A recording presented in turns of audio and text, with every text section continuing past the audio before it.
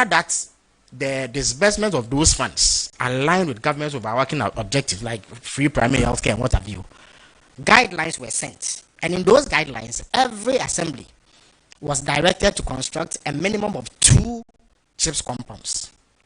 There are 261 this is assembly. So that alone gives you in of 520 CHIPS compounds. And then there are some that started under the previous administration that have not been finished. If you come to AK, for example, there are 2 or 3 of such which were started but got nowhere, and therefore they also have to be completed.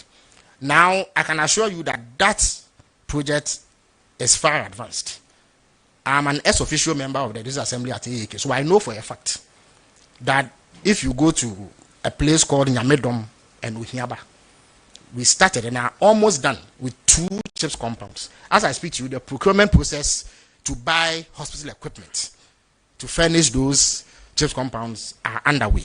And indeed, we are only a matter of weeks away from commission. I'm sure I'll be doing the commissioning myself. So if you come to AK, you see that that project is very far advanced and only weeks away from commission. And the same can be said for many districts in Ghana. And in fact, as I indicated, the local government minister under whose auspices this initiative, because he has jurisdiction over district assemblies, will be here sometime next week. He can give you a breakdown. I've been in touch with him and he indicates that they still are collating the specific details and data, and he will give you that. But I can assure you that it is a program that is far advanced, and it will be in fulfillment of government policy of beginning the free primary healthcare initiative this year.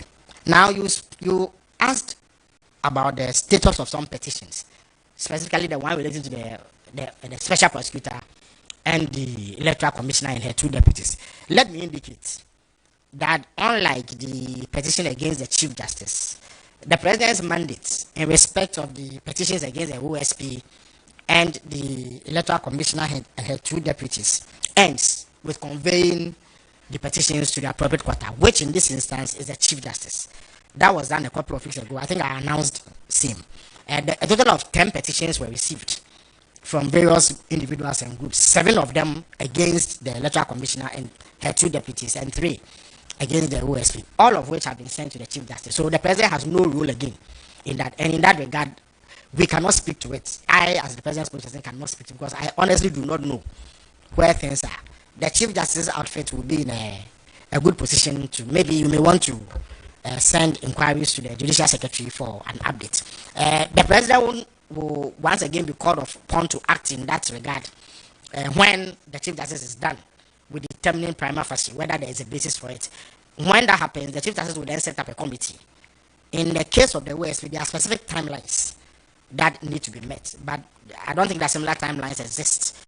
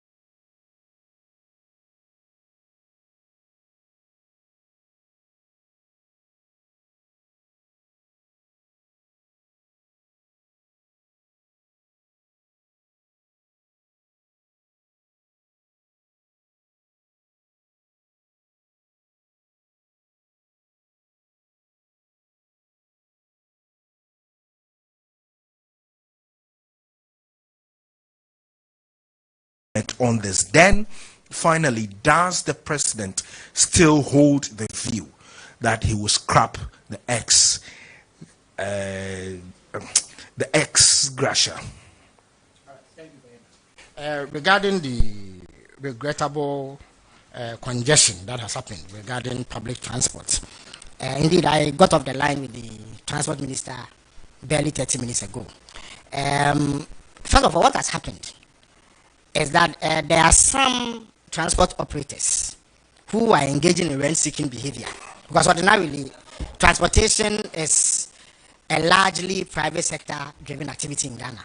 We have these transport unions, GPRTU and what have you, who organize transport systems that convey the generality of our people. For some reason, after the persistent reduction in fuel prices, which led the transport organizations to announce a 15% reduction in transport fares, there are some operators within the system who thought that they could engage in rent-seeking behavior by creating artificial shortages. So, come like you and I know that if, for instance, you wanted a vehicle from, say, the heart of the Kwame Nkrumah interchange or circle, as we used to call it, to Achimota, you go to a particular spot at the station where you know you are most likely to catch such a vehicle. Now, some of these operators do not go to the designated spots.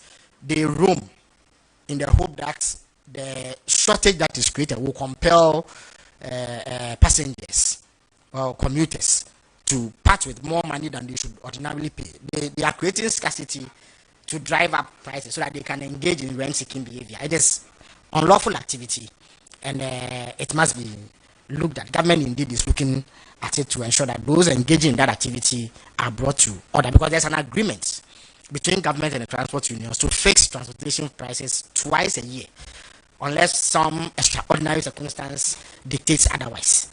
So we urge the transport operators to adhere to the normal practice that we have known all these years and avoid this rent-seeking behavior, which is needlessly creating difficulties for passengers and commuters.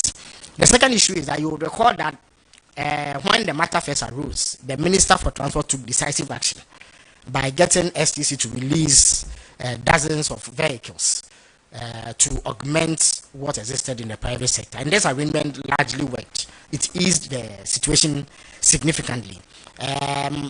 We all know that during the festive season, there's an upsurge in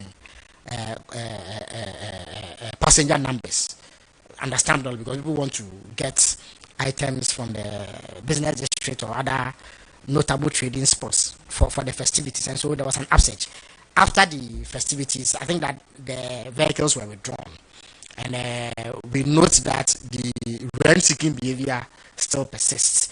So the minister informs that he has asked the SCC to put back the vehicles on the road. In addition to that, there are quite a number of Metro Mass buses that had broken down.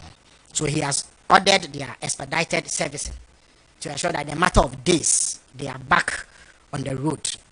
But they will operate outside of their normal routes and schedules in order to take care of the present congestion that is going on. The minister also informs me that I think tomorrow or so, he has requested for a meeting with the GPRTU and other transport operators to address the issue of rent seeking, to call those engaged in that activity to order, so that the hardship is alleviated. But ultimately, a lot of work is being done to increase the fleet of the Metro Mass Transit. But we must bear in mind that government can play an increasing role in the transport sector, but it is largely private sector driven. So these private sector players must play by the rules and avoid unfair exploitation of passengers through the creation of artificial scarcity in order to drive up price. There's no justifiable basis for wanting to engage in rent-seeking behavior at this time, when there's evidence of reduction in fuel prices, imported materials like spare parts. I've also come, and the evidence is clear. If you go to the port, duty payments for container loads of spare parts have come down significantly. I have figures here that I can share with you. There can be no excuse for wanting to do what they are doing at the moment, and therefore we urge them to desist, or action will be taken to enforce the appropriate bylaws and regulations. On EI 114, I would have to get back to you on that. I would have to get the details of it. I'm not able to confirm the suspension or revocation of same, but there's something I can get in touch with you and clarify subsequent to this address. Thank you very much. Yes, if you would remind me, please. But I think the president has made it clear. It was a major campaign promise. What happens is that, as I indicated to you, there's some confusion about Ex-gratia. Ex-gratia really gives you 4 months' salary out of every year that you serve in public office. So in itself, it is not much. What creates a problem is that our constitution is such that it says that every president should set up an emoluments committee to determine the conditions of service of a category of people that we call Article 71 office holders. So what happens is that when you come to office, the salary that I take now is the salary of my predecessor, the last salary of my predecessor, because before the government left office, an emoluments committee determined their salary. So the salary that all government officials appointed by President Mahama are taking is what they inherited. There has been no increase whatsoever. It's what they inherited from the previous administration, except that it was determined just before they left office. So invariably, it leaves a back pay. So for instance, Komla, you are actually entitled to take, say, 2,000 cedis a month. That's what your position requires that you take at TV3. But for some reason, that 2,000 a month is not fixed until the latter part of your tenure there. But your predecessor was taking 1,500 cedis, so that's what you are paid. Then a month or so for you to finish your tenure, it is determined that you should actually take 2,000 cedis. So that means that you have to be paid an additional 500 cedis for every day or every month that you worked in the government that was leaving. So this back pay is also paid. And then when it is added to Ex-gratia, it makes the amount appear huge. But Ex-gratia itself, for the avoidance of doubt, is 4 months' salary for every year that you work. So for example, if I work for 4 years, it is 4 months of my salary for every year. So it is 16 months' salary. That in itself may not be too much, but it is the back pay of 4 years that then creates the impression that the amount is big. But the president accepts the long-standing consensus of Ghanaians that it creates a disparity between different categories of workers, and therefore something needs to be done. So the phenomenon as it exists now will no longer continue. Indeed, the president has said, and he actually recommended for the Constitution Review Commission to factor it in there, but I think it is in there, that an independent emoluments committee be set up. It's a standing committee that works all year round. It is not formed in the twilight of any government. So they will do an independent assessment of the level of work that public officials put in vis-a-vis other categories of public workers, and come to a determination that is fair and balanced and avoids the huge gulf that exists between Article 71 office holders and other categories of public sector workers. Once this is done, I'm sure that it will put an end to the perennial uproar that greets the announcement of Ex-gratia payments and whatever. So President Mahama is very much committed to the promise that he made to the people of Ghana. Thank you. Yes, Mr. Eya of the Ghana Broadcasting Corporation. Thank you very much. Since you've done the introduction for me, let me go ahead with my questions. Yeah.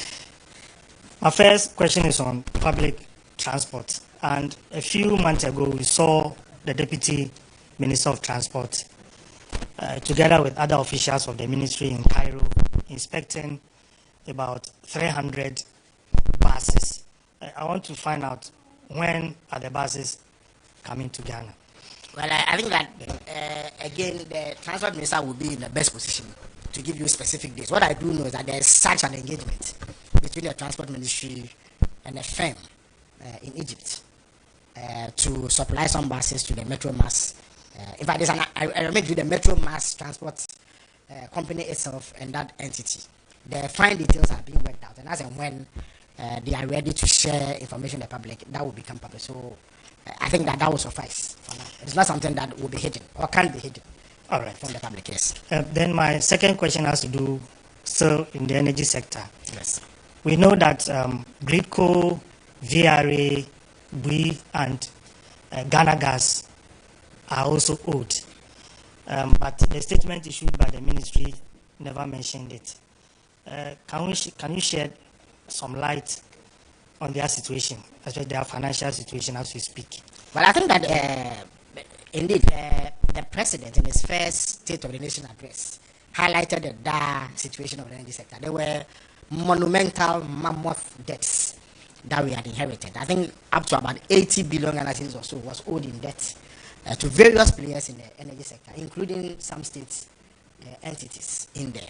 The idea has been to liquidate as much of this debt as possible in the course of the period that we've been around, and therefore it is entirely possible that they are still owed some outstanding money. But the commitment that the government has shown, that the finance minister has shown to pay substantial amounts, will follow through in this year, and more payments we've made. Mind you, last year, there's something they call the energy sector financing shortfall. Essentially, if you were to break it down, the amount of money it costs to generate electricity is far more than what is collected. So the electricity tariff you and I pay, it may be on the high side, but when you put all of it together, it is always lagging behind how much it costs to generate that electricity. It is due to various factors. There are inefficiencies and other things that need to be addressed to achieve some parity. So at all material types, the energy sector players, energy ministry, does not have enough money to be able to generate electricity and sell it at the commercial rate to recover all the money.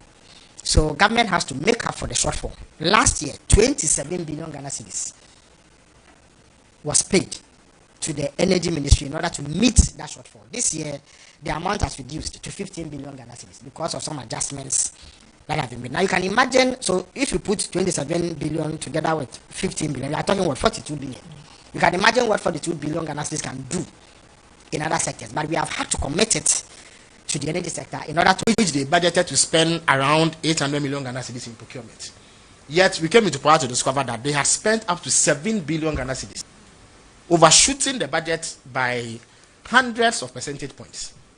Now they procured equipment that they did not need for up to 15 years, but bought cables that they dispute or grievances that may have occasioned this threat of a strike or a strike itself. That is what I'm able to say at this moment. Now, regarding the alleged disparity between macroeconomic gains and the cost of living and the reality on the ground, I think that, first of all of us public officials are required to show respect and sensitivity to the people on whose behalf we manage the public purse. So we are not allowed or permitted to exaggerate the impact of government policy beyond reasonable limits. So we can't say what is not there.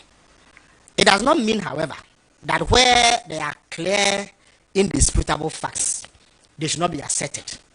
Or that when people attempt to distort the facts for sectarian and partisan gain, the facts should not be corrected. Mr. Yeah, it is not accurate that all the macroeconomic gains we've made have not reflected in the pocket of the people. That is simply not accurate. Now, I have endeavored to look for absolute, authentic facts, because I too am interested. You forget about the fact that I also live in Ghana, and I go to the same markets and I patronize the same services that we all patronize in this country. So I know for a fact, and it is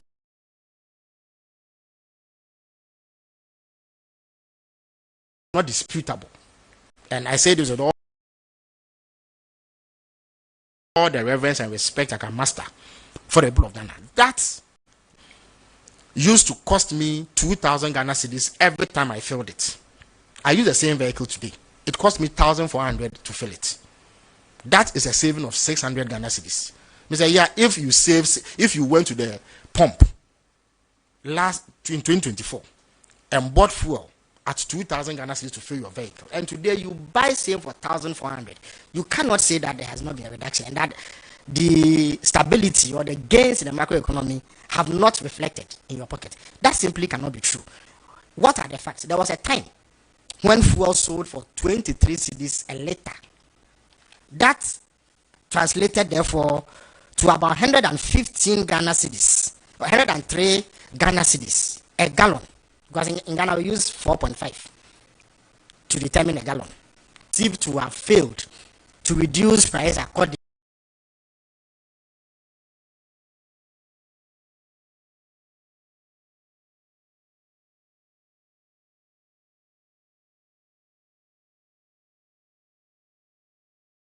when important the home delivery value of a total Land Cruiser as of April was 120, and I'm talking a standard $125,000 as I indicated. If you use the exchange rate of April 15.46, and you know that is a relatively conservative exchange rate at the time, you are going to pay 260,000 Ghana cedis for duty. The same Land Cruiser the same spec, the same make, the same home delivery value, because the exchange rate had declined to about 10.78 Ghana cedis, you were going to pay 181,000, which is a saving of 78,000 Ghana cedis. You cannot say in the face of this evidence that the cost of living had not come down. So it is important that, yes, people criticize government policy, but to pretend that what is obvious to all of us doesn't exist is not helpful. And it is like swimming against a waterfall. You are not going to succeed because it is so clear. When a man goes to the fuel pump, you don't need to tell him the difference in what it cost him before and what it cost him now. So I would say, with all the humility I can muster, that we would wish that prices fell even further. We would wish that prices even fell further. But the reality, the objective fact, is that prices are falling. And they have arisen because of the competence that has attended the management of the Ghanaian economy. The exchange rate, indeed, let me quote the former flag bearer of the new Petitions party, Dr. Maubia, when he made his infamous declaration at the Central University that if the fundamentals of the economy are weak, the exchange rate will expose you. He made an even more important declaration or claim. He said, for an economy like ours, the most important indicator is the exchange rate. And indeed, for many years, the exchange rate had become the source of concern for businesses and for the ordinary Ghanaian, because we are heavily import dependent. It will take a bit of time to bridge the gap between import and export. We should at first achieve import substitution, then we can think about exporting further. It will take, it's a mid to long term objective. But as we speak, the people of Ghana cannot wait 10 to 20 years for the cost of living to come down because we address the issue of importation.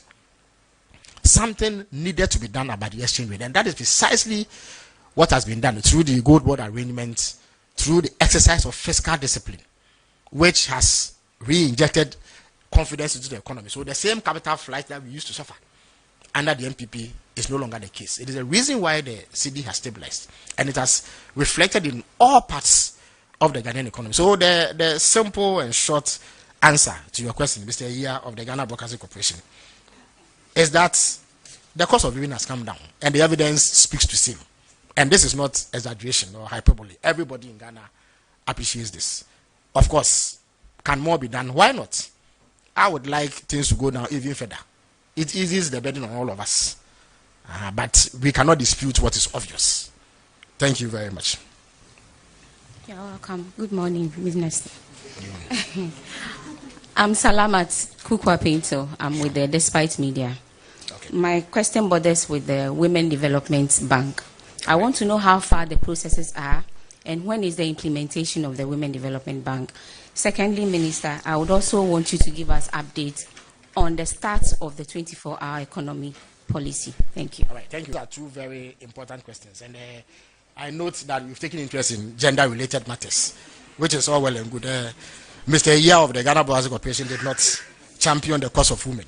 So you have addressed that imbalance. Yes, the Women's Development Bank was a major campaign promise. And I recall during the campaign in the Abrasi constituency, I campaigned to become MP. Anytime I went out to campaign and I mentioned that promise, it got the loudest applause and plaudits from members of the electorate in that constituency.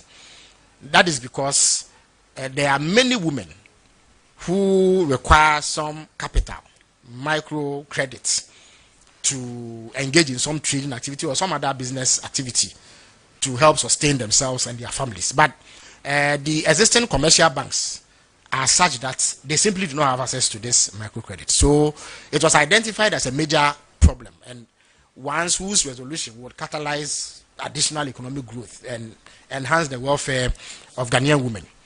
So the promise was that we will set up a women's development bank, capitalize it so that they can lend to women at all levels of the Ghanaian economy. Indeed, in the 2025 budget, 51 million Ghana cedis was allocated, and that was meant to help finance the processes that will lead to setting up the structures for the bank. In the 2026 budget, 401 million Ghana cedis has also been allocated. I can assure you that under the auspices of the Vice President, work on the Women's Development Bank has gone really far. And in all likelihood, this year, it will be rolled out so that Salamatu and your colleagues can storm. I'm not sure what Mr. Iya makes of it, seeing as it is a Women's Development Bank. I don't know what will be in store for women when we venture. But whatever it is, given that the majority of our population is made up of women, and women have proven themselves to be very entrepreneurial and enterprising and are able to turn around capital for the betterment of the families, it is something that will go a long way to help address the economic concerns of Ghanaian women. So we look forward to doing this as expeditiously as possible to bring relief to our women. On the 24-hour economy, again, President Mahama and his government do not believe in ad hoc policy making. We don't believe in just sloganeering. When you want to set up a system, it is better to be meticulous and take the time required to set up the structures properly, so that when you take off, you don't suffer some of the implementation hiccups that other programs have suffered. Indeed, a wise man once said that a fool learns from his own mistakes, but a wise man learns from the mistakes of others. We've had a series of policies that have failed to endure because of how those policies were set up. We have taken a cue and therefore are working meticulously and painstakingly to address this. So the president had appointed an advisor in the shape of Mr. Guzitano, who recruited a team who have been working on this. At this moment, they have been able to work to put together the framework for a 24-hour economy authority, which would then have the powers and the necessary jurisdiction to implement this seamlessly. You notice that in the budget, over 100 million Ghana cedis has been allocated to them to finance their activities and operations. And in all likelihood, this year, the implementation will begin. Once they set up properly, then organizations that are interested in this 24-hour economy program can then register and benefit from the incentive packages that were advertised when we were campaigning. Indeed, there are public organizations that are already doing that. Last week, I was with the president when he visited the Ghana Publishing Company Limited, and they showed that because of the introduction of a 24-hour economy policy or 24-hour operating policy, their revenues have shot up dramatically, and they are in a much better position than before. Because you know that the unemployment situation in Ghana is unacceptably high. I have been looking at some data that the Ghana Statistical Service sends me. Unemployment is around 12.6%. In 2024, it was around 13.8%. So there's a slight improvement, but it's still too high and not acceptable. There are millions of Ghanaian youth who want to work. They are highly educated and want some employment so that they can eke out a meaningful living. They don't have the opportunity because they are not employed. So the 24-hour economy is designed to expand the economy and create room for more employment for our youth, and it will be rolled out in the way that. Yes, Salamatu is back. Yes, a brief follow-up to that. I want to know if the private sector have also come on board, and how many have come on board with the 24-hour. The 24-hour economy is a predominantly private sector-led activity, because that really is a realistic approach. Government alone cannot have a 24-hour system of economic management. The private sector will lead. They will outnumber government institutions. So the private sector is welcome, except that before we are able to register them and begin to assist them to operate, we need a framework which we are putting in place through the 24-hour 24-hour economy authority. Thank you very much. Yes, we are hard pressed for time. Bismarck and Co are on my neck, so we need to speed up now. My name is. So,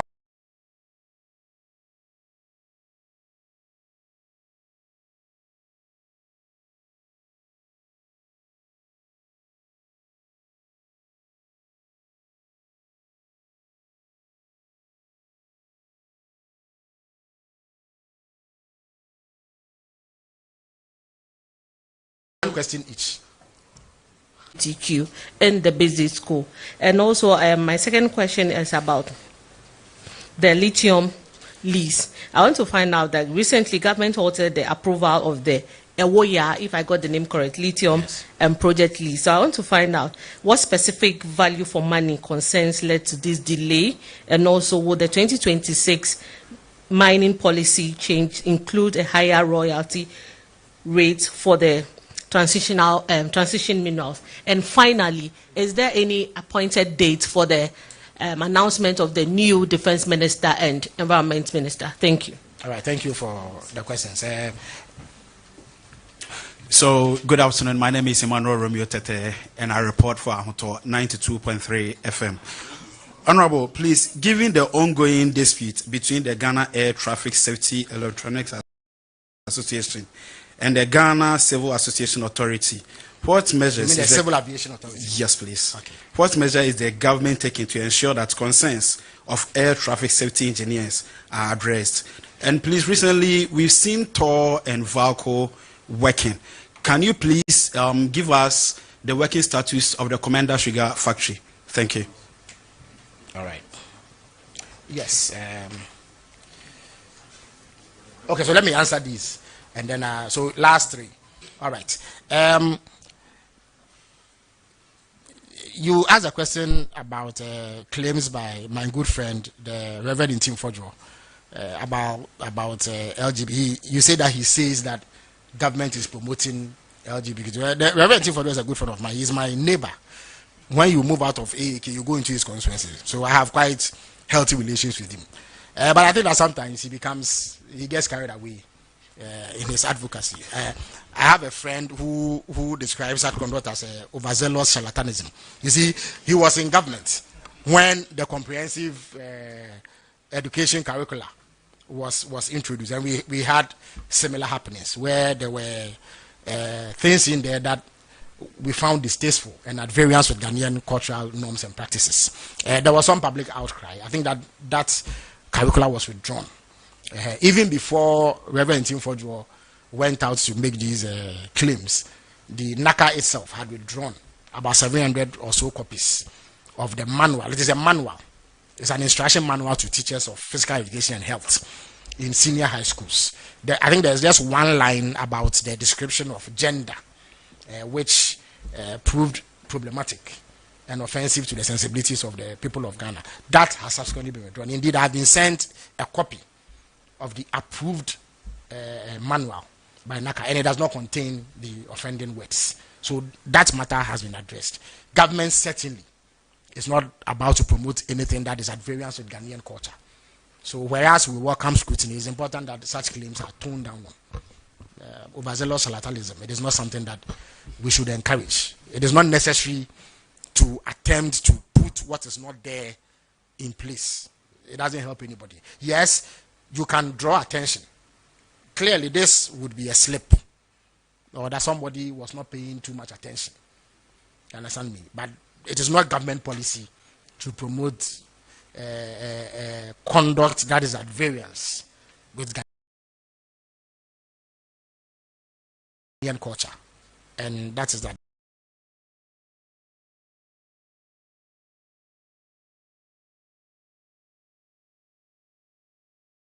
NACA has taken remedial action and the matter stands resolved. On the lithium project, I think that the lands minister has explained that developments in the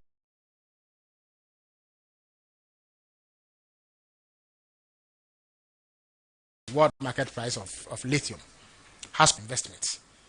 So if the investment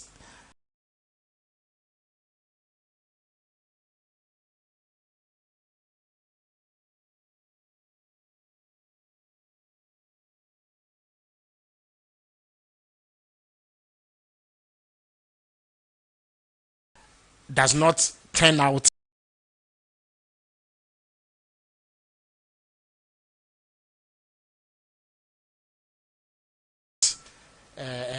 returns,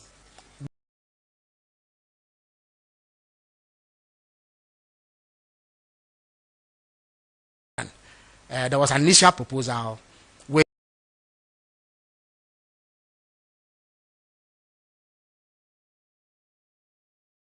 some people disagreed with.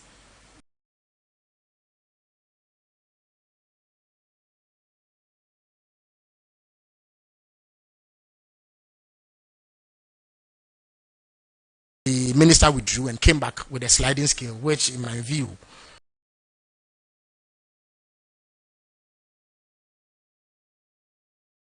should suffice. And so, on which he's going to appoint.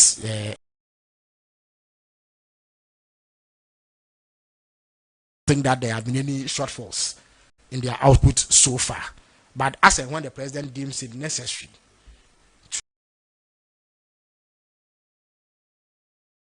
to make an appointment of a defense minister,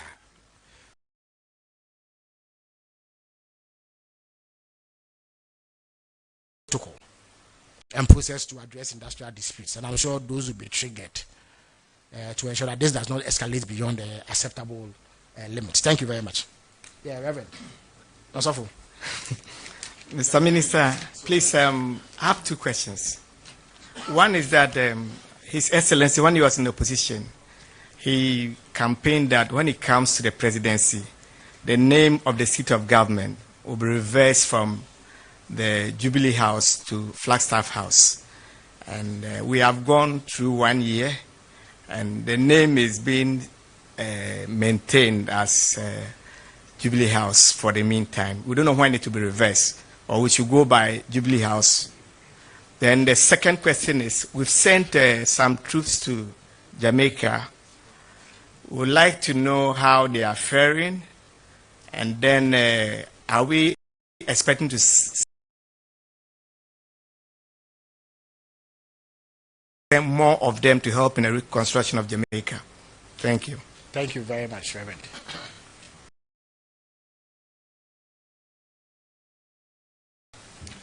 My name is Wisdom Hedejeme, and you said we are stabilizing the economy. What should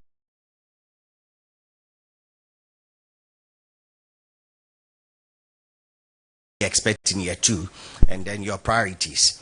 And then again, the president is very particular about the implementation of the affirmative action law. What exactly is the modalities in the implementation? And then I want to know the Media Development Fund. When is it going to be rolled out, and who stands to benefit? Thank you. All right, thank you very much.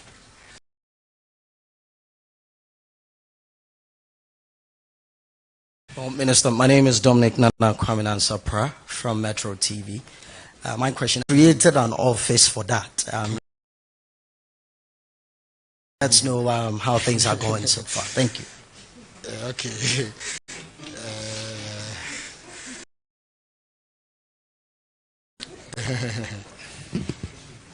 All right, my name is Julius. I report for the Ghanaian Times. Mr. Minister,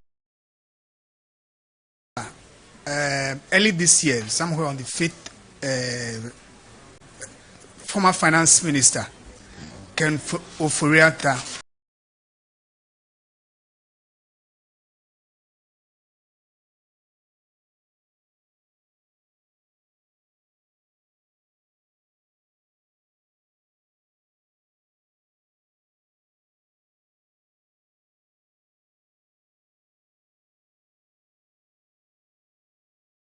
was detained by ICE, US. You see landlords colluding with agents and then abusing the law. What's government's position on this, and how are you going to ensure that these laws are enforced to give people the proof that they need? Thank you. All right, thank you. So on the back of the Fuyakta question, I just wanted to ask this. The agreement we had with the United States of America on deportation, I wanted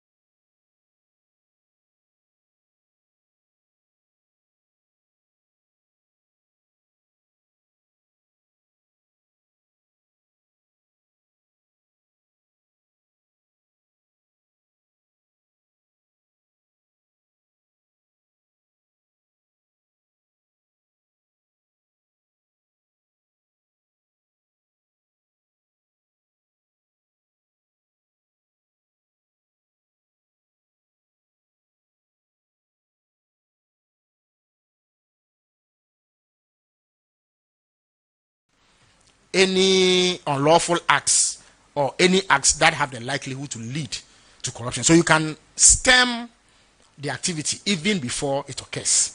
But that happens if you have strict oversight, and that is currently what is happening. That is why you don't find corruption happening, because you are not at liberty to do as you please. You must go through a system that is robust to check any excesses. You recall that the minister also announced the setting up of the Value for Money Office, which will be a body set up to look into the value of all government procurement, so that when you say that this pen costs 100 cedis, it is examined to ascertain whether or not it is true that the true value of this pen is 100 cedis. That office will also provide an additional layer of scrutiny and checks and balances on public procurement. So corruption is fought through a systems approach. It is not ad hoc. It is not by bold and lofty declarations. It has to be done through firm action, and that is what is happening. So these systems will continue to be strengthened.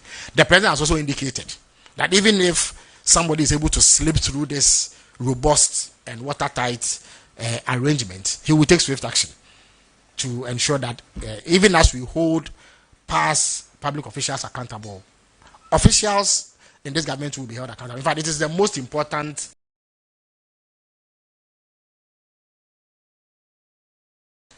aspect of the fight against corruption, to be able to deal with corruption in one's own government. If that is done, you wouldn't even need to pursue former government officials, because the accountability system is such that once it occurs, it will be addressed. That is what President Mahama seeks to set up in the period that he remains government. Of course, the affirmative action law is dear to President Mahama's heart, and he consistently works to ensure that it comes to fruition and that all the provisions in there are adhered to, so that our women folk take their rightful place in the efforts to build Ghana, and they make their deserved contribution. The Commander Sugar Factory is still being worked on.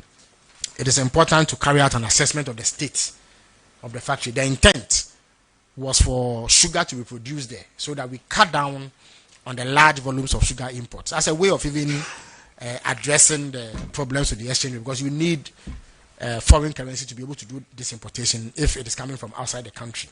So the Commander Sugar Factory was set up to bridge that gap. Unfortunately, we finished setting it up just before we left office in 2016. What was left was for the cultivation of a plantation, and then a system to offtake from outgrowers to feed the factory. The MPP failed to do that and left the factory in a state of disrepair. Once we took over, it was necessary to assess the situation and look for the best approach to get the factory to become operational. I'm confident that the trade minister, when she takes her turn at this program next week, will shed light on the status of the Commander Sugar Factory and indicate clearly what government is doing to bring it back to fruition. Let me indicate that there's no office of prophecy. What it is that there's a designated official who liaises with the religious community, because it's an important section of society, and the government has to be sensitive to the beliefs and aspirations of its people. So there's an officer who has the mandate to liaise with religious organizations. For a long time, the Ghanaian public has become concerned about the proliferation of prophecies, especially on the 31st December, and all manner of claims are made, some of which sometimes defy understanding and what have you. It was important to put in place a structured system so that whatever claims are made are examined, so that people do not use that as an avenue to create needless panic and exploit people, what have you. So that is what it is about. It is not an office dedicated to prophecy, no. It's an office dedicated to maintaining relations between governments and an important section of society, which is the religious community. That is what it is. Ken Oforiatta, like all public officials, we are subject to scrutiny. So whether you are in government or outside government, once you have served in public office, you must be open to scrutiny and accountability. There are many public officials, including some who served under President Mahama during his first tenure, who were subjected to all manner of judicial processes with a view to exerting accountability from them. And Mr. Kenufurata was in government when that happened. So I see no reason why he should seek to evade accountability when similar questions are. Indeed, President Mama himself was the subject of investigations. I'm sure you remember that. And he subjected himself to investigations. He was interviewed by the special prosecutor. Eventually, it was found that the allegations were unfounded and nothing untoward had happened in that particular matter. So he is working a free man. So if Kenufurata is confident that indeed he has done nothing untoward, I think that he should avail himself to the appropriate authorities to carry out their investigations. Indeed, the Attorney General has indicated that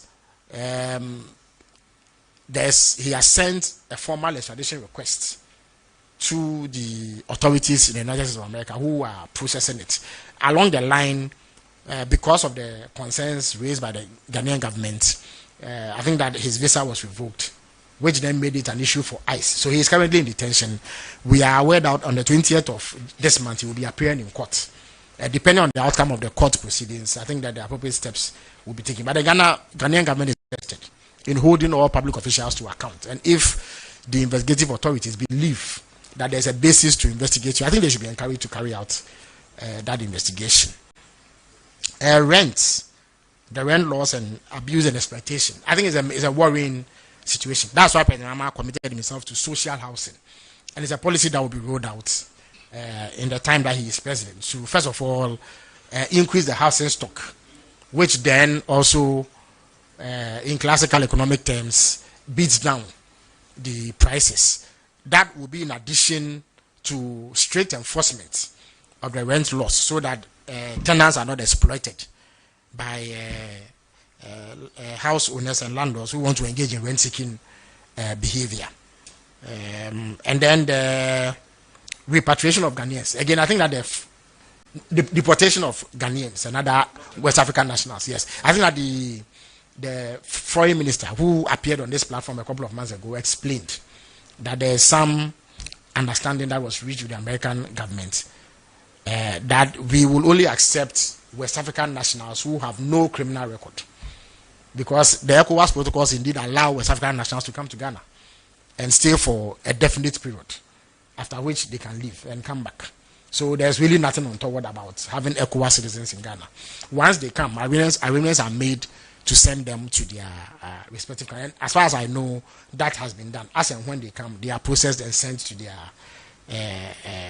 countries of origin. And there's really no difficulty as we speak with that arrangement. In terms of the specific numbers, I think that an update can be obtained from the foreign ministry, and I'll be more than happy to put it out once that update becomes available. Thank you very much.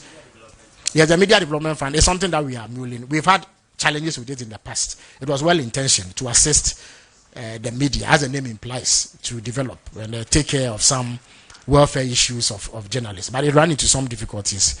We've learned lessons from that, so we are currently engaged in discussions and efforts to revitalize it so that when it comes back, it serves a more useful purpose than before.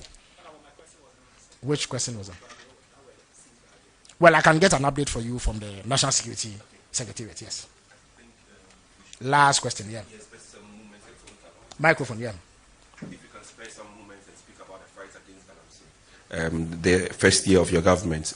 Yes, I think significant efforts. NAMOs and the rest. Yes, in fact, tell us something. What only this morning I woke up of the water and all of that. I woke up this morning to a briefing by NAMOs on some action that they have taken against Ghana, and they do it on a daily basis. Significant gains have been made since we came to power. When we came to power, around this time last year, there were 9 forest reserves that were under the control of bandits, non-state actors. As I speak, those 9 forest reserves have been reclaimed by government.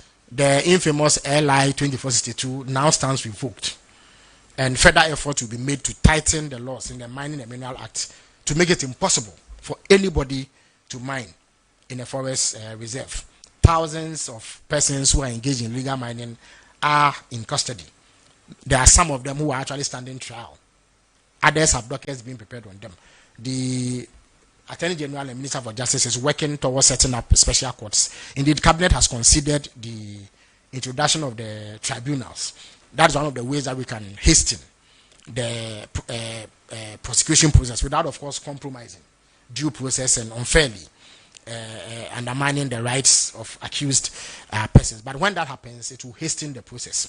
There's now a process to regulate the influx of excavators, so that you cannot just get up and go and import an excavator under the pretext of engaging in lawful activity, only for it to end up in illegal mining. So the system has been put in place to curb it. Excavators have actually been seized and destroyed. Others are under the custody of the security agencies. We have seized shamfans, we have seized water pumps and donated same to farmers to use for lawful activity and water. So a lot of work has been done. But of course, we are the first to admit that more needs to be done, especially to bring back our water bodies to the desirable quality that will be safe for human consumption. That will be achieved. But NIMOS remains the arrowhead through which government is pursuing this unlawful activity that we call galamsey, which has become a threat to all of us. Thank you very much. So in the interest, Akos, okay, I'll give you a special dispensation. Thank you. Affirmative action. You were bold enough to mention that the previous government had about over 300 staff at the presidency. I want to know concrete figures. How many staff do we have here? I can tell you for free at the that the numbers here are far less. Indeed, we are required by law this quarter, I think by March or so, to present the list to Parliament. So you will see. I think that the numbers are being compiled, but I know for a fact that it is far less than what we inherited from the previous administration. And when it goes, you will see it, yes. Thank you very much. So let me draw the curtains down on today's edition.